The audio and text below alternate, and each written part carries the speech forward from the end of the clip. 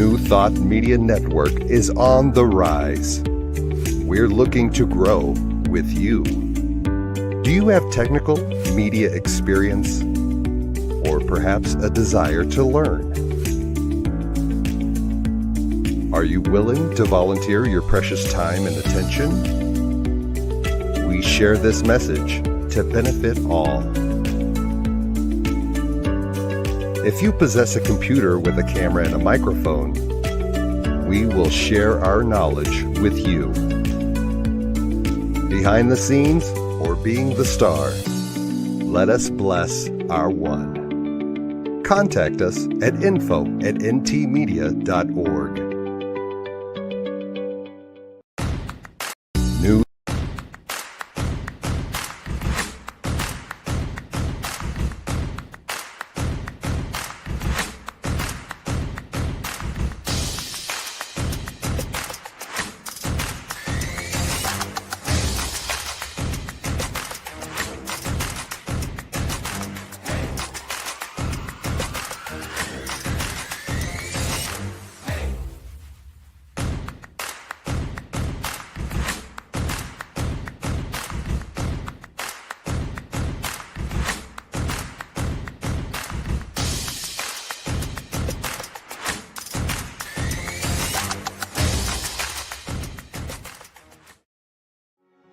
New Thought Media Network is excited to present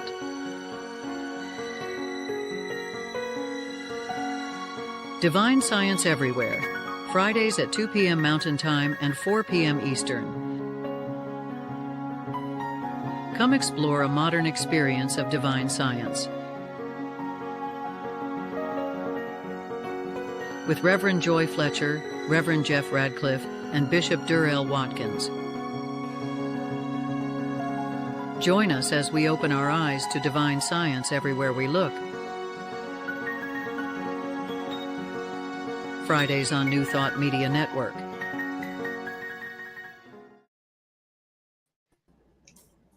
Welcome to the Divine Science Everywhere here on New Thought Media Network. Divine Science Everywhere features divine science ministers and other New Thought guests discussing principles and the practice of divine science. I am Reverend Joy Fletcher, and with me today is Reverend Jeff Radcliffe of Giatti Ministries, and also with me and us is Bishop Durrell Watkins, the senior minister of the Sunshine Cathedral and the president of Divine Science Federation International. So we like to begin the hour with a centering moment. So let's begin. As we enter this sacred moment together, we honor a timeless and liberating truth that our deepest freedom does not come from outer conditions, but instead from the recognition of our spiritual identity, to recognize our oneness with the infinite. Today we reflect on spiritual independence, the inner liberation that arises not from rebellion, but from realization, not from separation, but from surrender into the all. So if you'd like, take a breath and feel your being rest in this truth. Spiritual independence is not an escape. Instead, it's an embodiment of our awareness of our source, of our connection with all that is, and that means with one another. It is the discovery and the realization and the reminder that no matter what happens before us, what appears before us, the light within us is unbound, eternal, and free. That is true for me, for you, and everyone. We're not separate from the source of all healing, all power, all freedom. We are never outside this divine presence, for divine science is everywhere. Nona Brooks, a pioneer of divine science, offers this assurance from her book, The Light of Healing. Healing is turning from the old darkness and unbelief into the light of God's presence. There is nothing incurable in this light, no matter how dark the picture, how difficult the circumstance, or how baffling the world condition. The power of God is great enough to dissolve this darkness, to lighten the situation, to solve the problem. The power of God is always great enough to free us. End of quote. These aren't just words of comfort. They are actually spiritual instructions. And they are a reminder that no situation is beyond transformation when we begin from within. We turn inward to not to withdraw from life, but to engage in it more fully, with clarity, with peace, and with courage that comes from knowing the source of all life lives within us. Breathing into this awareness, remember that we are not victims of the world we see. We're not bound by fear, labels, or limitation. Instead, we are expressions of the infinite. And in knowing this, we rise. We rise in consciousness and to meet what is ours to do. Emmett Fox also often stressed that we mustn't allow ourselves to be mentally enslaved by anything. Mental freedom is the real freedom. When we recognize that spirit is the only power and that we are one with it, we begin to live from this place of wholeness.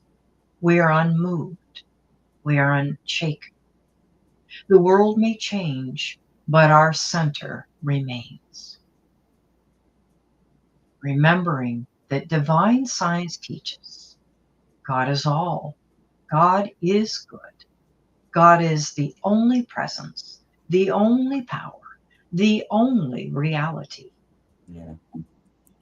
I am an individualized expression of God, and I am ever one with this perfect life, perfect love, and perfect substance. This is the key, my friends. This is our freedom. Not from something, but into something larger, into the fullness of our divine nature. Remember that true liberty is not license, it's not self will, it is alignment with the will of the infinite, with the will of divine love, with the will of divine compassion. It's always for good, always for love, and always for life.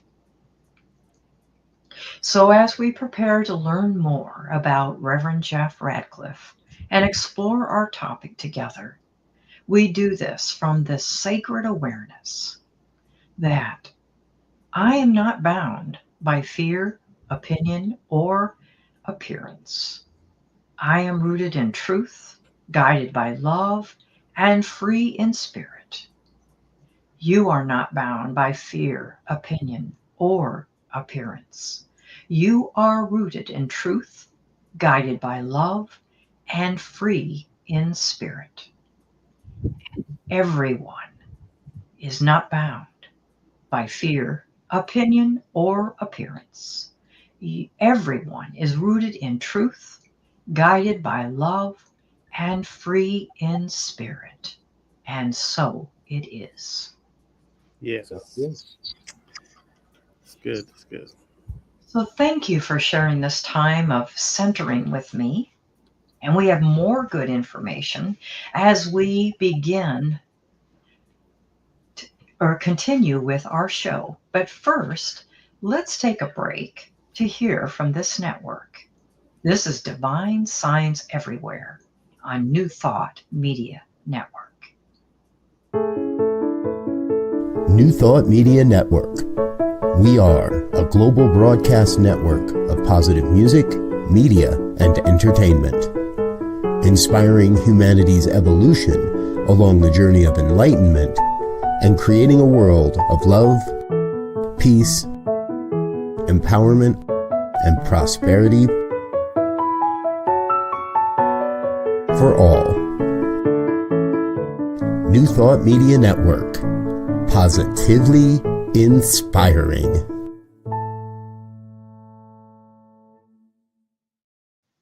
I love that. Thank you for watching our show and for following all the shows on the New Thought Media Network. There's a lot of good stuff, and there's a lot to learn, and it's just so easy to do because there it is, their website, YouTube, Facebook, so easy to find all the programming, including every Friday, 4 o'clock, Divine Science Everywhere. I want to just share today a little bit about some, at the Sunshine Cathedral, where I'm the senior minister, we have a calendar of spiritual heroes. And so every single week, there are people that we just remember. We just put them in our literature, and that's there for the week for us to be reminded of what they did in the world. And so I'm just going to talk about the people from this week that we have, these New Thought giants that we've learned from. The first one, of course, is Elizabeth Sands Turner. Now, that'll be a very familiar name for Unity, especially old school Unity. A lot of people may not know, though. I mean, she died in 1979 at the age of 82, I believe. She was the director of the Unity Training School before there was the Unity Institute, and before there was the School of Urban Ministry, and before there was Unity Seminary, and before there was the Unity School for Religious Studies, or whatever it was. There was the Unity Training Institute. This is way back when. I even think that they started out maybe as a correspondence school or had correspondence courses. So this is way back. I mean, she was born at the end of the 19th century, and she was the director of their ministry school. She was a teacher, particularly of metaphysical Bible interpretation. In fact, I found several versions of books. There's at least a 3-part series that she wrote, and that was a textbook for ministry students, even into the 70s and 80s, I believe. So she was an expert at metaphysical Bible interpretation, and finally, she wound up being a minister of a church right here in Florida, where I live. The next person I want to lift up, the metaphysician that we want to focus on for a bit, is Agnes Lawton. Now, here's why Agnes has some meaning to me. She was born in 1865 and died in 1946. Now, remember, divine science has been around since 1888, and really Melinda's experience that led to it all actually began in 1886. So since 1888, and really a little bit before, and Agnes was born right before that. So she was a young adult when this hit the scene, this divine science business, and then she died in 1946, right after World War II. But here's what is amazing about Agnes. She was ordained by Nona Brooks. Now, Nona ordained several people, didn't she? But to know some of the people that come right from the Melinda Kramer and the Nona Brooks and the Fannie James and the Erwin Gregg and the Emmett Fox, from those periods, it's just sort of fascinating to be able to trace the lineage. And so Nona Brooks ordained Agnes Lawton, and she wrote, this divine science minister, wrote something called Hints to Bible Study. You may can find it on Amazon. You may can find it PDF version on the internet, but it's called Hints to Bible Study. And she also collaborated with Albert Grier on his book, Truth and Life. Truth and Life. I think people know that Albert Grier wrote that, but Agnes Lawton actually collaborated with him also. Now, Albert Grier started the Church of Truth, but he also led a divine science church in New York City for a while and did a lot of work, obviously, with divine science as he and Agnes collaborated on this book. The next person I want to mention is Swami Vivekananda. Now, that sounds like that's a whole other religion, doesn't it? From another part of the world. Well, there's a reason for that. Swami Vivekananda, born in 1863, died 1902, was a disciple of Ramakrishna, and Vivekananda influenced Western esotericism and interfaith dialogue. He was influenced, in addition to his own Hindu tradition, by Unitarian Christianity, Universalism, Theosophy, just like Charles Fillmore, and Darwin's theory of evolution. Now, we probably just take that for granted, but remember, he died in 1902. It was still kind of news, you know what I mean? And he was influenced by that. He introduced Hinduism as a major world religion by presenting at the World Parliament of Religions in Chicago in 1893. And that's where New Thought minister Annie Ricks Mills heard and met him.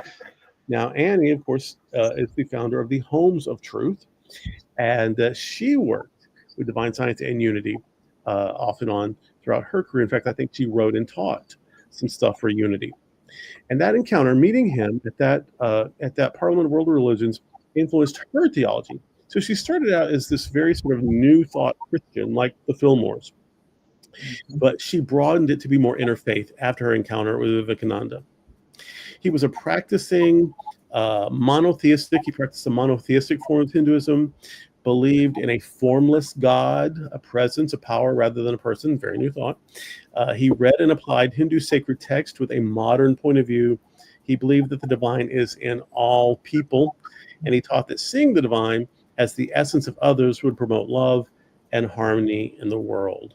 We could certainly use some of that right now. So Vivekananda, from the Hindu tradition, but a big influence on New Thought via Annie Ricks Mills and the Homes of Truth. And then finally today, I just want to mention Papa Charlie, Charles Fillmore.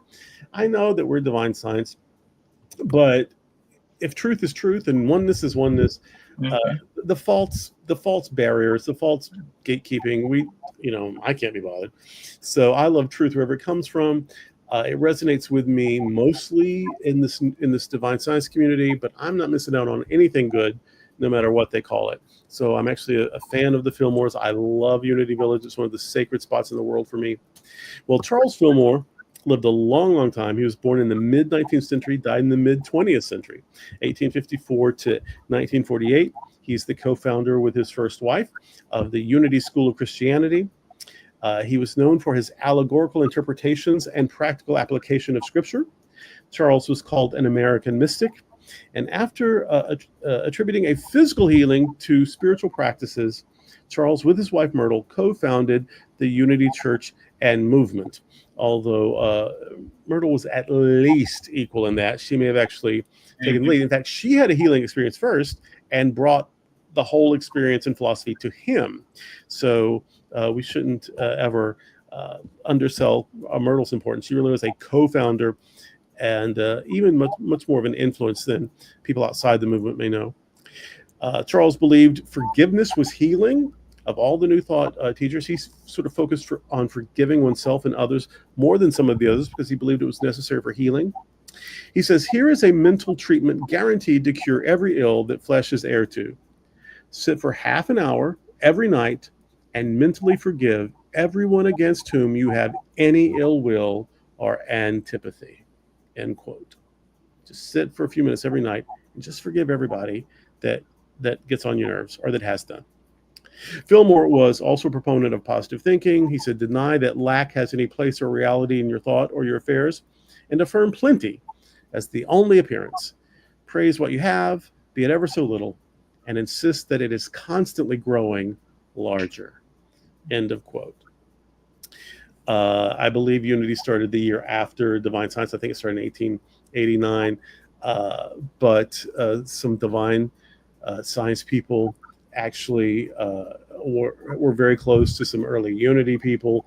Althea Brooks, her husband was a business partner of Charles Fillmore. So these distinctions are completely just made up. divine science, religious science, unity, homes of truth, a church of truth. We all have the vocabularies that we like. We each focus on the thing we like most, but we're all truth students.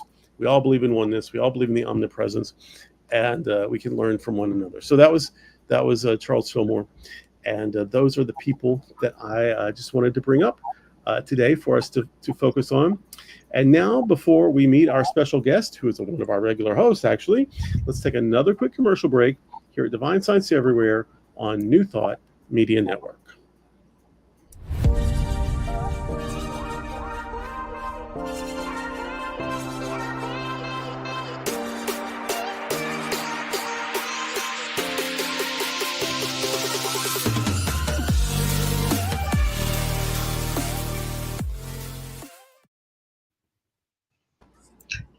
Here we are. Well, it's my pleasure to introduce our colleague, Reverend Jeff Radcliffe. Graduated from the University of Metaphysics and was ordained by the International Metaphysical Ministry in 2011. He graduated from Samaritan Institute with a degree in divine science and was ordained at Christ Universal Temple, the church founded by Reverend Dr. Johnny Coleman at the 107th International New Thought Alliance World Congress in Chicago in 2022. And I was there. It was awesome. And Reverend Jeff continues his studies with the University of Metaphysics and is on track to receive his master's in metaphysical studies with the goal of earning a doctorate from IMM. He is a lifetime member of IMM, INTA, International New Thought Alliance, Divine Science Federation International, and affiliated New Thought Network, and serves on the board of the Divine Science Ministers Association and Divine Science Federation International. His online ministry is Jihadi, God is All There Is, and is available on Facebook, www.facebook.com/Giatti, Giati Ministries. Reverend Jeff is also a U.S. Army veteran and has worked with several federal agencies, including the Post Office, Veterans Administration, and FBI. He also worked in radio for 12 years and is a certified end-of-life doula. With exposure to religious science, unity, and divine science, he identifies as a New Thought minister and is known as a spiritual cheerleader who builds bridges across beliefs. So I turn the platform over to Reverend Jeff Radcliffe. Thank you, Reverend Joy. You know, it's funny. I posted earlier today, how can, well, this is not exactly how I put it, can the co-host of a show actually be his own guest? But I guess it is. So here we are. So a lot of people have known me over the years, and they have seen me grow and change in so many ways. And so I thought maybe I would share just a little bit about where I started in my spiritual journey and how I ended up becoming a divine scientist, because it's been a really interesting trip. To paraphrase, well, I'm not going to paraphrase her. I'll just quote her directly. To quote Betty Davis in the movie All About Eve, fasten your seatbelts, it's going to be a bumpy night. And as I was talking to Reverend Joy earlier today, it also reminds me of a line from a song from the Grateful Dead, who said, "What a long, strange trip it's been."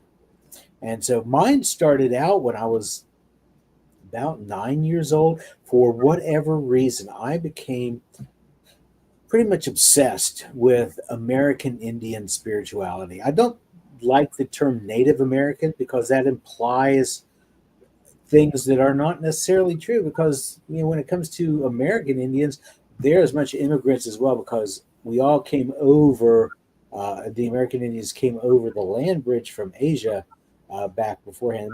They were just here longer. That's all. But I found myself immersed in Native American spirituality, particularly of the Lakota Nation. I'm not sure what it is about the Sioux, or at least at the time, I wasn't sure what was going on with that. But I did later on have a couple of interesting experiences with that. Um, in Lakota spirituality, Wakantanka is the name for the sacred or the divine. It's usually translated as great spirit or even great mystery. It's interpreted as the power or the sacredness that resides in everything. And so that is my very first introduction, although I didn't know it at the time, to divine science, because divine science says that it is the foundational principle of our teaching that God is all there is. And that is what Wakantanka was about for the Lakota Sioux, uh, the great spirit, the great mystery. And this was across the board. All the other American Indian nations as well have a version of that idea. So, what the most interesting thing about this was several years later, when back when AOL was the dominant online platform, I found myself in a chat room, uh, and I had been having dreams lately of being at the Battle of the Little Bighorn. I was seeing myself.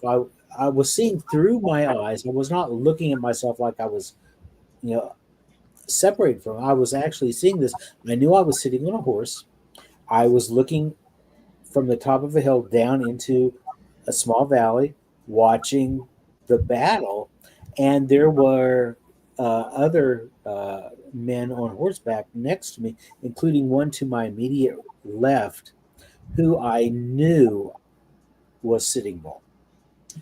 Sitting Bull was not a war chief. Sitting Bull was a holy man, and his presence there at the battle was there to uplift the warriors. And I kept dreaming this dream over and over and over. And there was somebody who said, "Well, you need to look into this." And they said, "Contact somebody with the Lakota Nation to see if they can help you." So I found them online, sent them an email saying, "I'm having these dreams and I don't understand them. Is someone there who can help me figure out what's going on?" And they gave me over to one of their holy people. Well, you can vulgarly call him a medicine man, but there's so much more. And he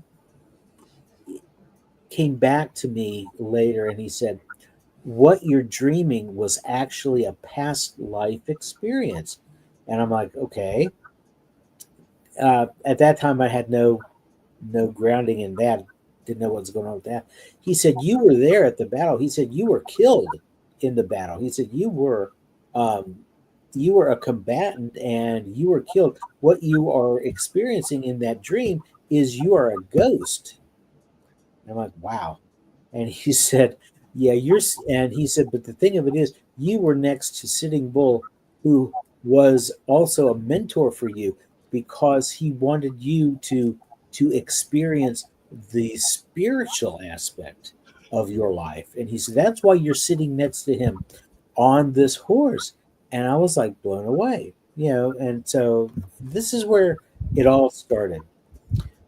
Somewhere along the line, I got a few years older and I discovered other earth based religions. Uh, there was Wicca.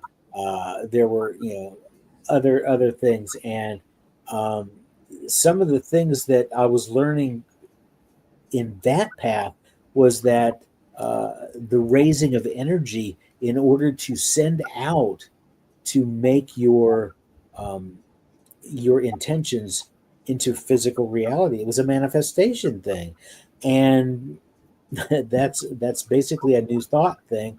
Later on, I would find out through uh, uh, quantum physics that the universe is nothing but energy, it's vibration.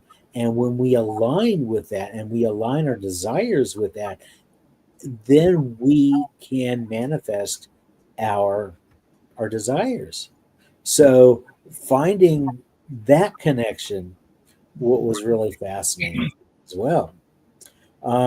Then I got to be in the high school age, and I met some people, met some friends who had a prayer group uh, during the lunch hour, and they invited me to join them. So I'm like, yeah, I got nothing else going on. I'll check them out, see what it is. These kids were part of different Pentecostal churches in the area. I'd never been a part of that. So I started going and I started learning. Uh, Ended up going. Uh, uh, this is something that my parents, my dad, my dad is so totally relaxed and accepting about everything that he's practically comatose. He's like, you go on, do your thing, I will do my thing. As long as you're not in my face, I'm good with whatever it is you want to do. My mother, on the other hand, God love her, God bless her, I hope to see her again someday, but not real soon. She just threw the biggest fit. You can't be hanging out with these people, you can't be going to these churches. I was sneaking around behind her back to go to church in some of these Pentecostal churches. She said, we don't believe that. We don't believe that. This is not part of our thing. It's pretty much brought up. My great grandmother was uh, a Baptist Sunday school teacher. I was used to going to the local United Methodist Church until I found the Pentecostals. And Mom, why are you so against me doing this? They scare me. Why? They speak in tongues, they lay hands on people, and they try to cure them of diseases, and all these horrible things. And I'm like, okay, whatever. But I stuck around behind her back anyway, and I got in so much trouble. And my dad came to me one time because we fought. I was a kid, I was a kid. I fought with my mom over this constantly. And my dad said, look, I know you're going to do what you're going to do.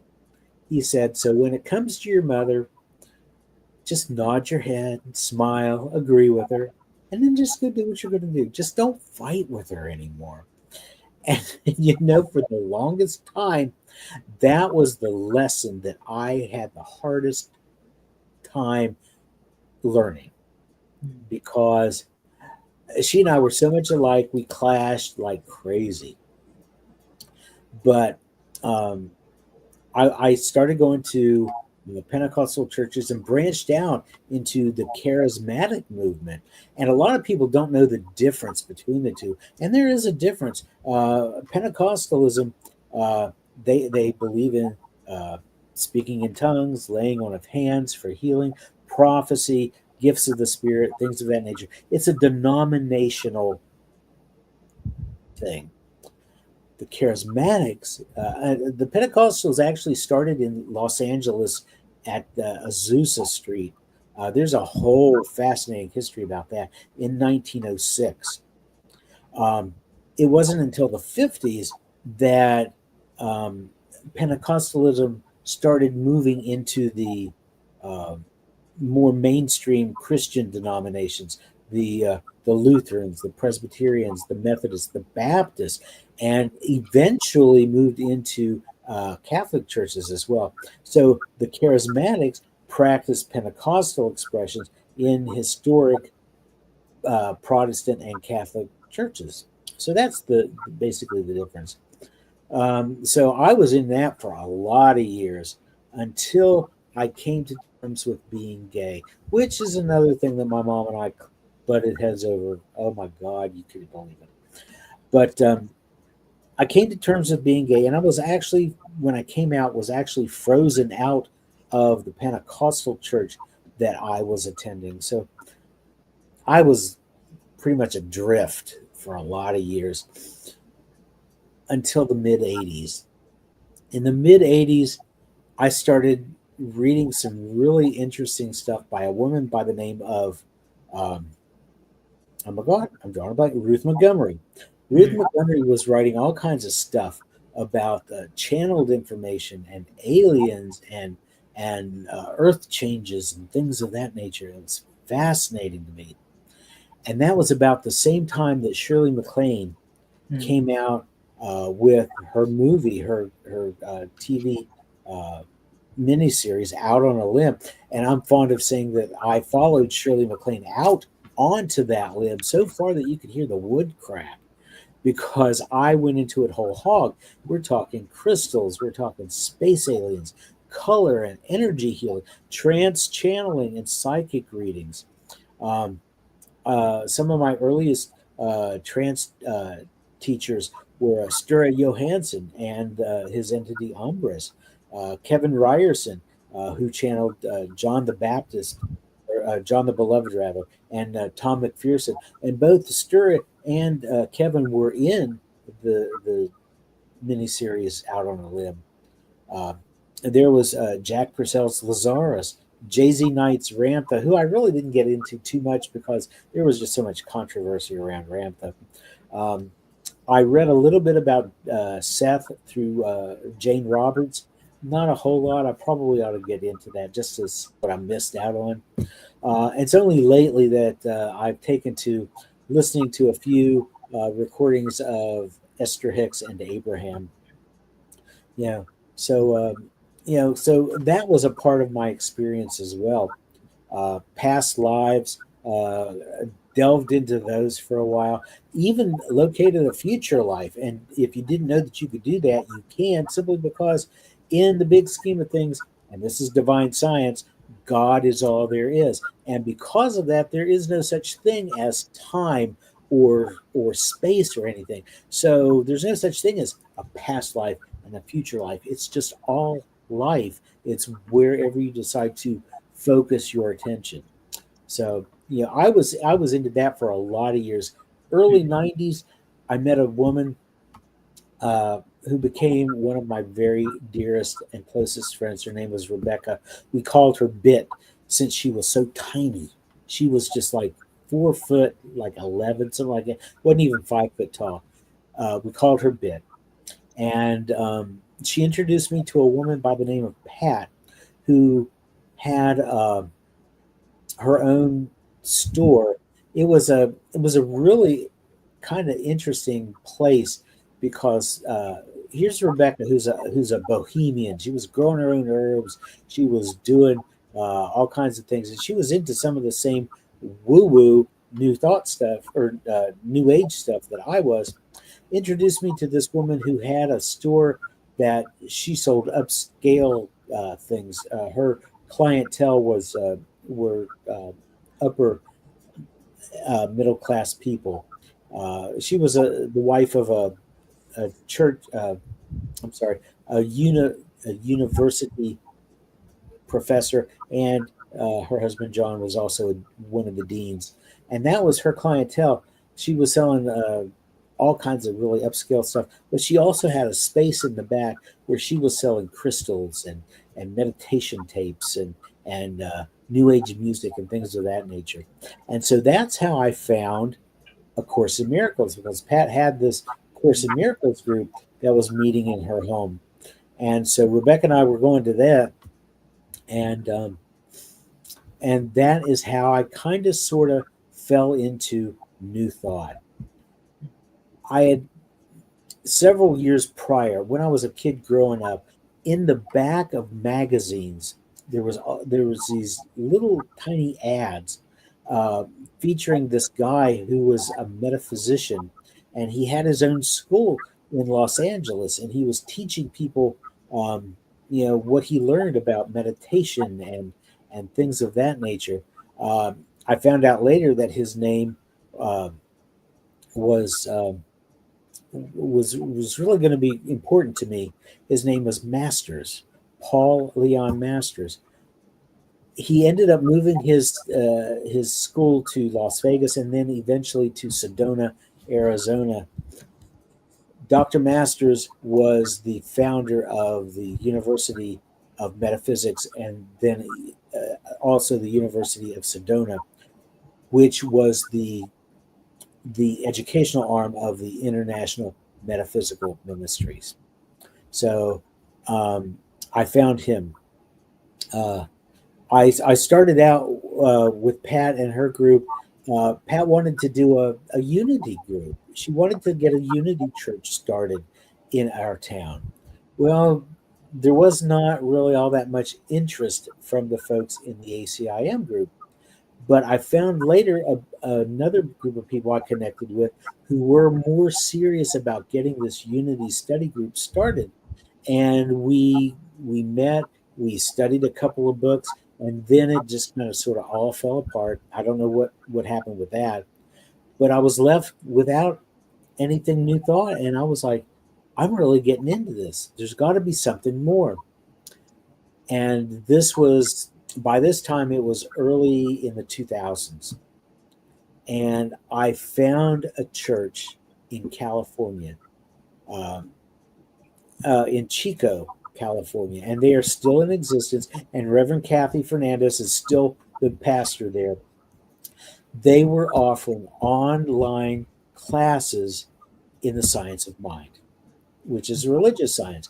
And so my first formal New Thought classes that, other than the Unity Study Group, were in the science of mind, and took classes with them for a while, and found an Anton minister by the name of Dr. Suzanne Freeborn, who was also a lawyer who became a minister. That's pretty cool. Went through practitioner classes all the way. I started in foundations with the science of mind, went through practitioner studies, and then we were going to morph into ministerial school. And that's when Dr. Freeborn decided, I've taught, I'm tired, I'm ready to retire. And so that's what she did. Once again, I was kind of left with, nothing. I didn't know what to do. And so I went looking online again, and I found University of Metaphysics, and I'm reading about Dr. Masters and this stuff, and I'm like, this seems familiar. Why does this seem familiar? And then I remembered the little ads in the back of the magazine. Mm. And I knew that this was pretty much God ordained. So I signed up for classes, and I'm still taking them. Thank God. I've been doing this. I've been doing this with them since 2009, maybe. The classes are self-paced.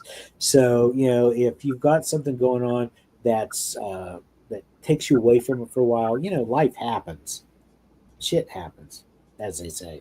You can always leave it for a time and then come back and pick up where you left off and continue. So that's what I've been doing the past several years with them.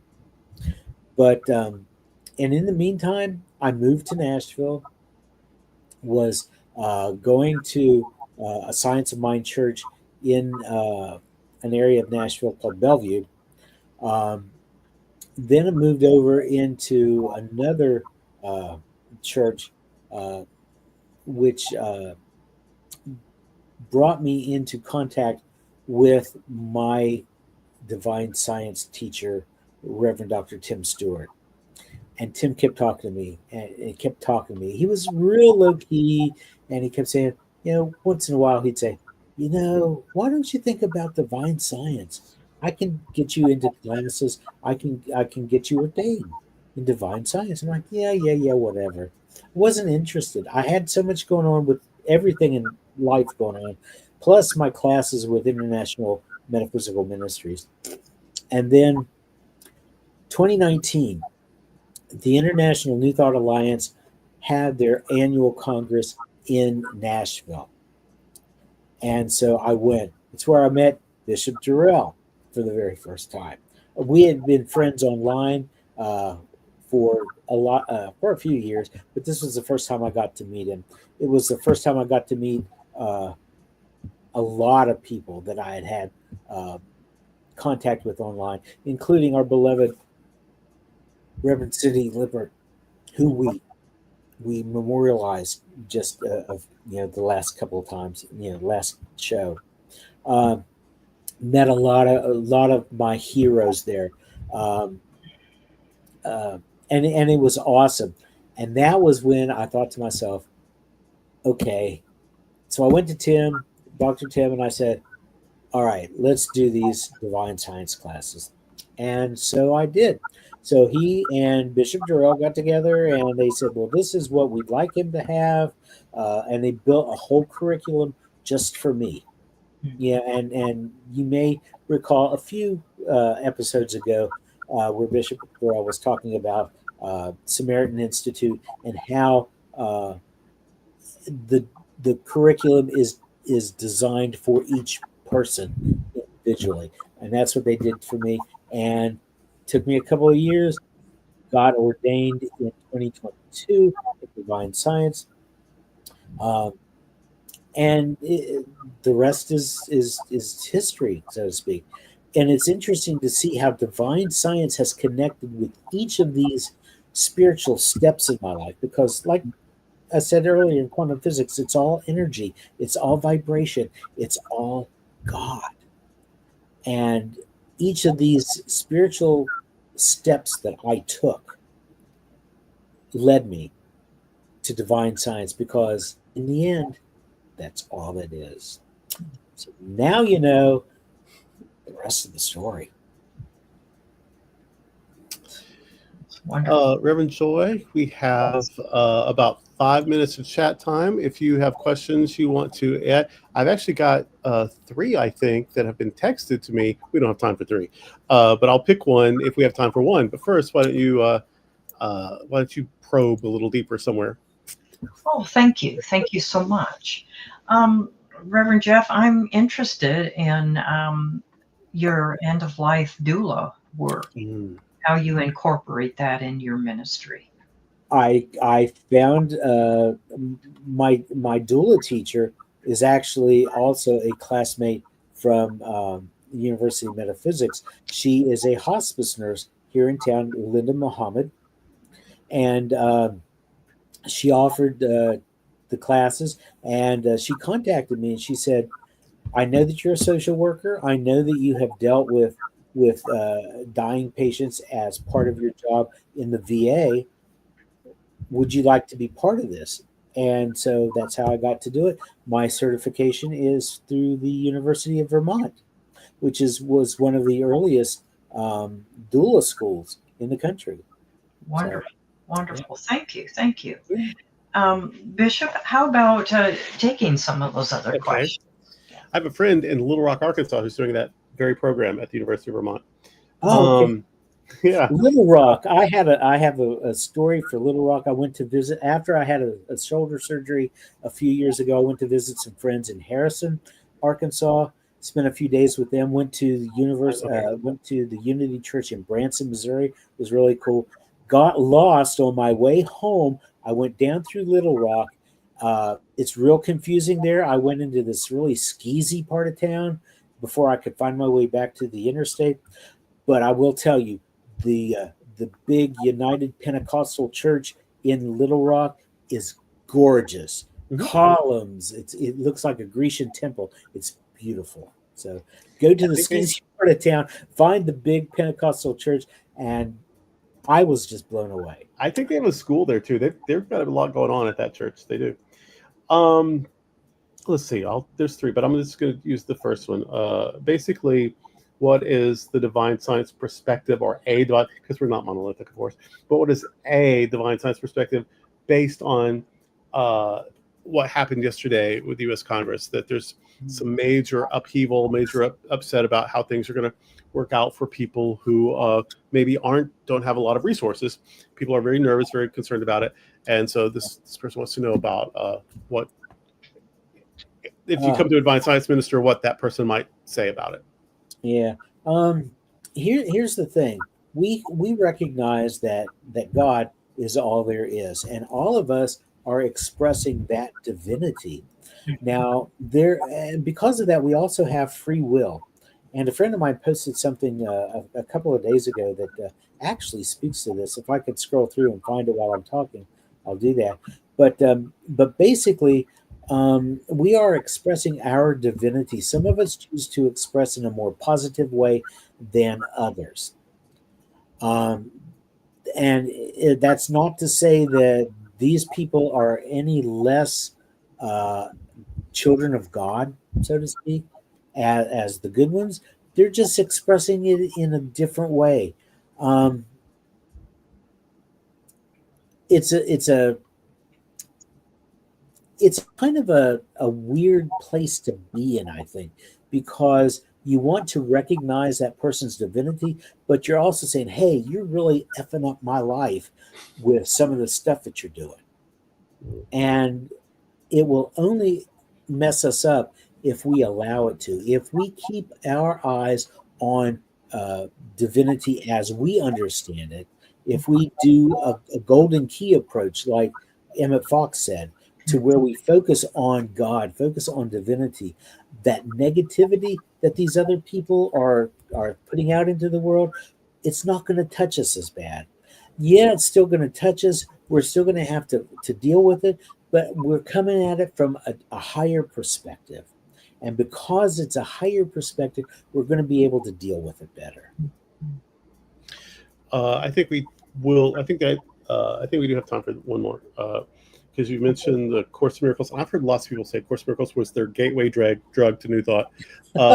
Yeah, but you had Course in Miracles, you had Pentecostalism, you had Methodist, New Thought, New Age, yeah. all these things, plus social work and death doula, all these things, and they want to know what is the common, like you've done 1,000 things, but what is the one thing they all had that you found in each of them?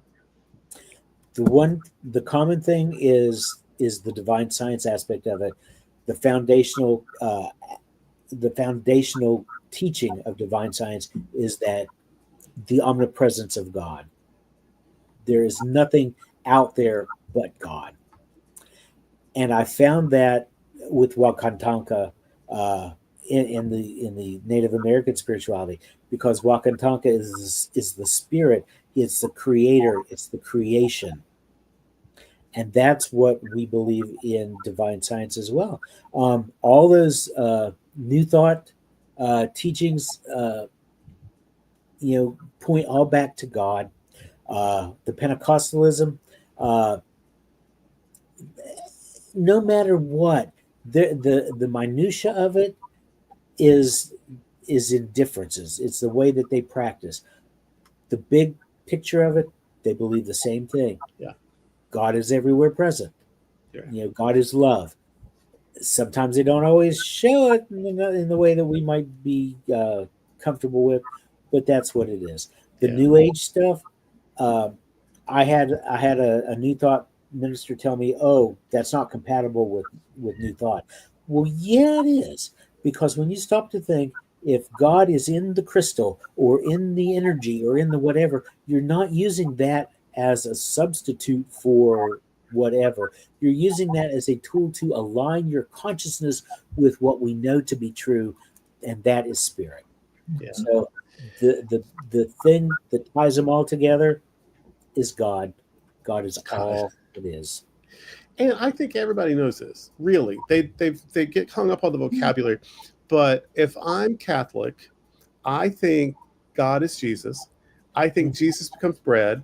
I think that when I eat the bread, I'm eating Jesus, who is God, so God's in me. It's a big, convoluted process, but it ends up God in me. If I'm Baptist, I walk this aisle, a preacher talks in my ear, I accept Jesus in my heart because I think God is Jesus. I've asked Jesus to come into my life. Now God's in me. If I'm Pentecostal and I'm at the revival and I feel the Spirit fall and I'm speaking in tongues and I'm now filled with the Spirit, I think the Spirit is God. The Spirit has now filled me. God's in me. Yes. New Thought just skips all the steps. God's in me, period. Yeah. But it's all the same story. Yeah. God's in me. Other people just think they've got to dance a lot of steps to understand that, to get that. And we're like, it just is true. But all of them come to that same point. It's about God in me. Mm-hmm. Yeah, that is a great way to put it. Yeah. So. Well, we need to try to squeeze in one more break. I think we can do it. So we'll take one more break before we wrap up. This is Divine Science Everywhere on New Thought Media Network.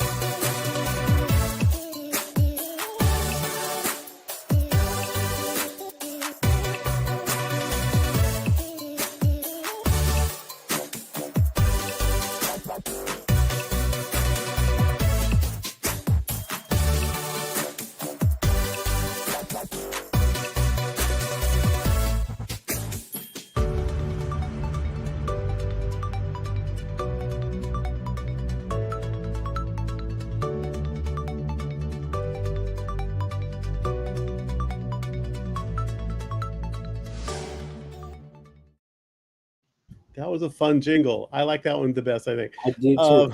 Can I have the before next? Reverend Joy takes us to our final moments, I did want to say we've been for the last several weeks promoting a cruise, and I'm going to do it one last time because officially tomorrow's the last day to register, get the good deal. As long as there's rooms, they'll take your reservation, but the guaranteed you'll get a room at the great rate ends tomorrow. Whatever. Now, some people say, well, what if I use my travel agent and maybe get the same deal or better? Well, that's a thing, I guess, but that doesn't help the Divine Science organizations that benefit if you do it through the travel club. And it's still an almost unbeatable deal. I mean, 5 days, 4 nights, 3 islands, and all, for $300. For another $100, you can get unlimited drinks. I don't think anybody's going to beat that. And even if they could beat it by a few bucks, by doing it this way, you help the Divine Science Ministers Association and the Divine Science Federation International. So go to divinesciencefederation.org/events today. Get on this so that you can get the good deal and make sure that you're guaranteed to go on this Divine Science cruise. It's in November 2nd. It's 5 days, 4 nights. It's only $300, $400 if you want unlimited drinks. A lot of us in New Thought, we like that bit of it, and we're gonna have a great time. It's in the Bahamas in fall, so it's gonna be warm and delightful.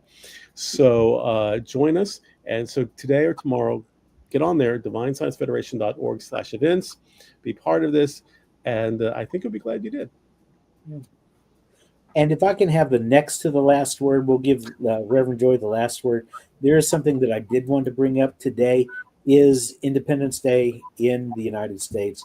I found a really nice affirmation from the late Reverend Ike, who said, right here and right now, I accept the presence and power of God within that sets me free.